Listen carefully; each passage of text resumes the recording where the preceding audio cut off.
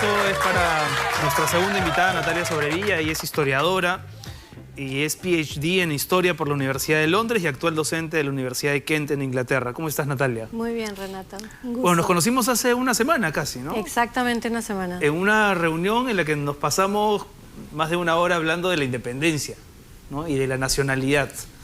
Y a mí lo que me entusiasmó de la conversación, y por eso pensé invitarte esta noche, fue, claro, comentarle al público eso. Muchas de las cosas que nosotros damos por sentadas en la historia del Perú no ocurrieron tan así como nos lo han dicho, ¿no? Y me parece importante porque si se viene el Bicentenario, creo que es clave hablar de estas cosas.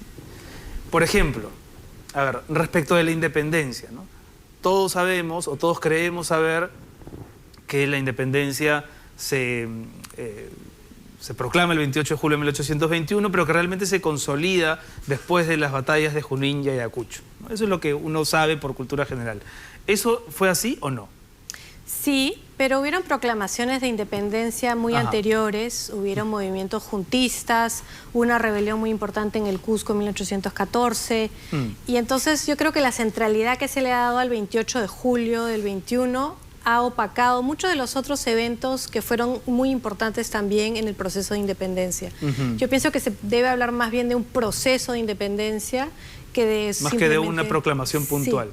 Sí, porque además una cosa es la declaración. La mayoría de países celebran la declaración de independencia, no la proclamación, que además es una proclamación de estilo colonial. Claro, claro. Esa diferencia me gusta. La mayoría de países celebran no la proclamación, sino el día de. No, la declaración. La declaración. La declaración. Por ejemplo, en los Estados Unidos, que celebran el 4 de julio, ellos celebran la Declaración de Independencia de 1776. Pero luego sigue la guerra, luego sigue el proceso constitucional, sigue toda la formación del país. En el caso peruano, ¿cuándo fue la declaración entonces? La declaración fue el 15 de julio. Ah, ya.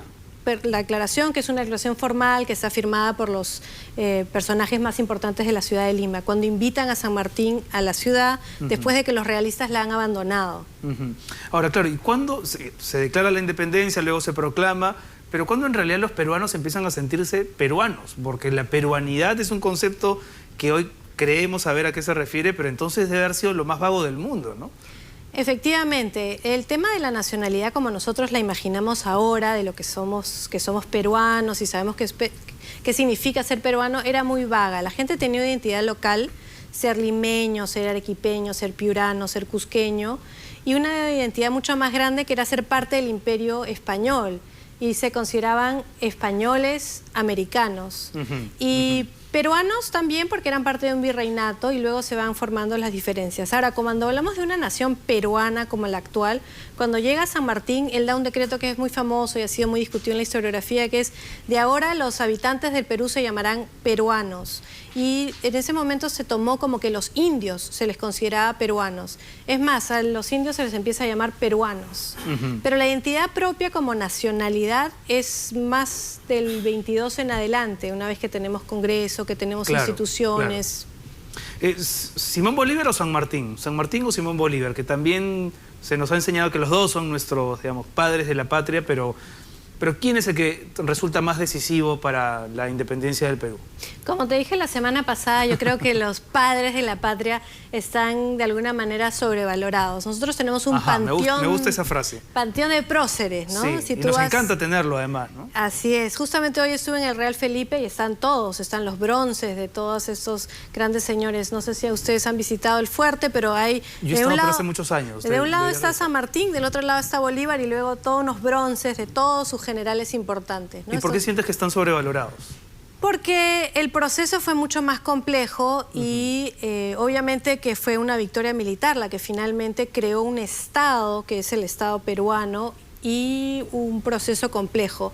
Pero para crear una nación, una sensación de identidad y de pertenencia, se requieren muchísimas cosas. Y no va a ser, yo creo, hasta el centenario y más adelante incluso, en que se va a realmente crear una real nacionalidad peruana. ¿Qué significa ser peruano? ¿Y quiénes son los artífices que quizá han sido un poco eclipsados por la figura de Bolívar y San Martín?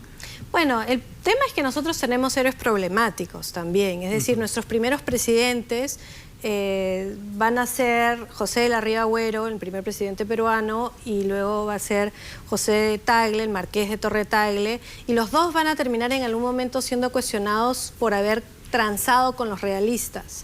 Incluso Torre Tagle va a morir en el Real Felipe después de la segunda toma del Real Felipe, o la última toma del Real Felipe, porque se ha pasado con los realistas. Entonces, son héroes muy difíciles de... Son héroes y traidores un poco al mismo tiempo, a la causa, digamos, ¿no?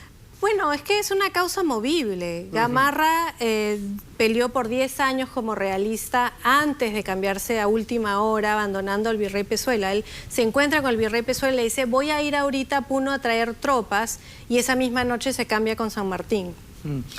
A mí siempre me ha parecido, Natalia, no sé si tú piensas igual, que parte de la complejidad de la política peruana actual, y no solamente de la política, de la cultura en general en el Perú, que somos complejos, que aquello que nos define y que debería ser un valor, la pluriculturalidad, es al mismo tiempo también un tema muy delicado porque vivimos en constante confrontación, pero es un espíritu confrontacional que data desde los orígenes de la República, ¿no?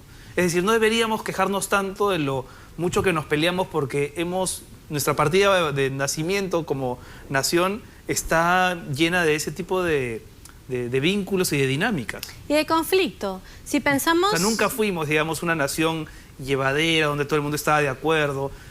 Después de la independencia había gente que seguía pensando que lo que nos convenía era seguir siendo virreinato, ¿no? Así es, y el mismo San Martín, cuando instala la sociedad patriótica, él quiere que los peruanos debatan si quieren ser una monarquía. Y entonces el tema de si vamos a hacer una república o una monarquía, y inicialmente se da una división donde parte del gobierno con Río Agüero se va a Trujillo, tenemos parte del parlamento en Trujillo, parte en Lima, y entonces hay mucha confusión y complejidad, mucha lucha. Estamos viendo aquí a San Martín y el sueño de San Martín, el nacimiento de nuestra bandera. Todos hemos leído con entusiasmo en el colegio ese momento en que San Martín se echa a dormir y sueña con, iba a decir pelícanos, no son pelícanos. ¿Flamingos? Con flamengos, ¿no? Sí. Y ve los colores, ¿no? La sangre, el rojo de la sangre y el blanco de, no recuerdo exactamente. La pureza. Ese es un cuento de Abraham Valdelomar. ¿Es un cuento? ¿No ocurrió así? No. Abraham Valdelomar lo hace con mucha habilidad y crea un cuento, justamente a comienzos del siglo XX, que narra este sueño de San Martín, imaginando la bandera. Pero la bandera es una adaptación de una bandera, la Cruz de Borgoña, que es una cruz donde están, sobre una bandera blanca, una cruz roja. Pero son adaptaciones que se dan. En el mismo Buenos Aires, la bandera que conocemos, albiceleste, celeste, blanca y celeste, es también una adaptación de la bandera colonial. Se hace lo que se puede con lo que se tiene. Yo recuerdo también que me llamó mucho la atención cuando estábamos conversando de Castilla, ¿no? Se ve que se extendió mucho esa conversación. Sí. Y claro, yo decía, Ramón Castilla, según algunos historiadores, es considerado el presidente más importante de la historia republicana del Perú. Y claro, se le adjudica la abolición de la esclavitud. Y tú me dijiste que no. Bueno, él da el decreto de la abolición de la esclavitud durante una revolución que él pelea con José Rufino Echenique.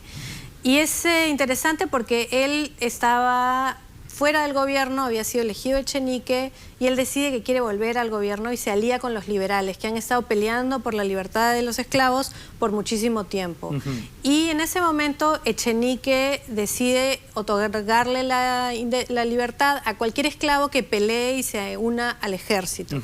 Y Castilla dice, bueno, vamos a liberar no solamente a los esclavos que luchan por el ejército, sino a todos los esclavos. Mujeres, hombres, niños, ancianos, pero además le vamos a pagar una compensación a todos los dueños de los esclavos. A ver si te entendí. O sea, los dueños de los esclavos se despojaban de sus sirvientes, pero recibían dinero. Recibían dinero, sí. Esto se da en algunos otros casos, como en el Reino Unido, en Venezuela, pero en muchos otros no. Es decir, una liberación simbólica, pero no... Fue una manumisión masiva. Es decir, el gobierno peruano asumió una deuda y compró todos los esclavos y los liberó. Eso fue lo que sucedió. Bueno, avancemos un poco más en el tiempo. Otro dato que me llamó mucho la atención fue cuando tú me preguntabas, ¿recuerdas esta locución de Bolognesi en el momento en que se refiere a la quema del último cartucho y tal? Y claro, todo el mundo recuerda ese momento, pero tú me decías que eso no sucedió tan como lo dicen los libros. Existe una controversia bastante extensa sobre una famosa foto. De una foto donde sale Bolognesi y una serie de personajes, y se ha tomado esa foto como una foto real del evento. Es decir, muchos historiadores, sobre todo dentro del ejército peruano, consideran que esa es una foto real antes del combate, de la batalla. Pero la realidad es que otros especialistas han notado que los uniformes no corresponden, que los botones no son los apropiados, que las botas no son, y que más bien esa sería una foto de una representación teatral del evento. Ajá. Pero esa es una foto icónica, es una imagen icónica Y a veces la historia de los países se termina haciendo de esa manera, ¿no? También sobre los relatos y los mitos no necesariamente verificados.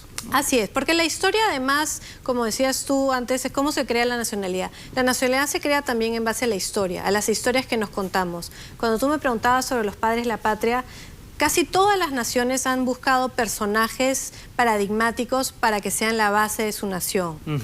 Pensamos en Juana de Arco en Francia, pensamos en los Tudor en el Reino Unido, en Washington para los Estados Unidos. Siempre se necesitan imágenes que se transmiten a los niños a través de los libros de historia y que son el relato nacional. Es decir, cuando tú estás en una familia te cuentas historias sobre la familia, y en una nación pasa algo similar. Bueno, tú formaste parte de la comisión del Congreso que estaba viendo el tema del Bicentenario. Sí. Renunciaste luego de que se diera el indulto a Fujimori, pero lo que quería preguntarte más bien era si sientes que en el Perú se está discutiendo lo suficiente el tema del Bicentenario, porque por momentos parece una cháchara manipulada por ciertos políticos, pero hasta dónde está aterrizada en la discusión de la gente, ¿no? ¿Y qué tan necesario es hacerlo? Porque de pronto no es tan importante, o sí. O sea, ¿cuánto de nuestra identidad está en juego en estas discusiones? Es interesante porque toda esta, digamos, muletilla de rumbo al Bicentenario ya se vuelve un poco una caricatura, ¿no?, de qué es lo que significa el Bicentenario. Si comparamos cómo celebraron en el 2010 la mayoría de nuestros países hermanos, México, Argentina, Chile, Colombia, Venezuela, ellos hicieron mucho trabajo al Bicentenario y lo hicieron de diferentes maneras. Hicieron desfiles públicos, crearon instituciones, hubieron discusiones a todo nivel. Yo creo que en el Perú se ha tomado mucho como todo es el Bicentenario, todos van a hacer construcciones del Bicentenario, en el Bicentenario todo va a estar mejor, pero yo creo que es una excusa para que todos nos pongamos a pensar qué significa el Perú para nosotros, qué significa el Bicentenario.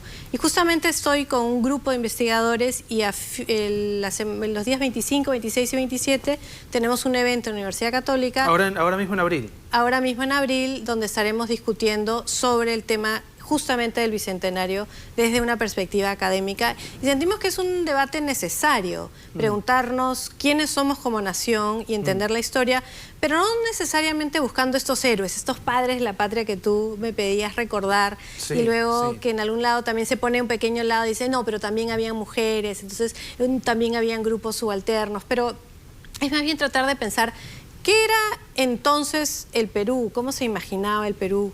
¿Y qué cosa es hoy? ¿Cómo se celebró el centenario de la independencia? Bueno, estaba Leguía. Leguía celebró el centenario de una manera apoteósica. Además, creo que otros gobiernos enviaron como regalos diferentes edificaciones y monumentos que hasta hoy son emblemáticos. El Museo de Arte de Lima fue la parte central de una gran exposición que se hizo para el centenario del 21.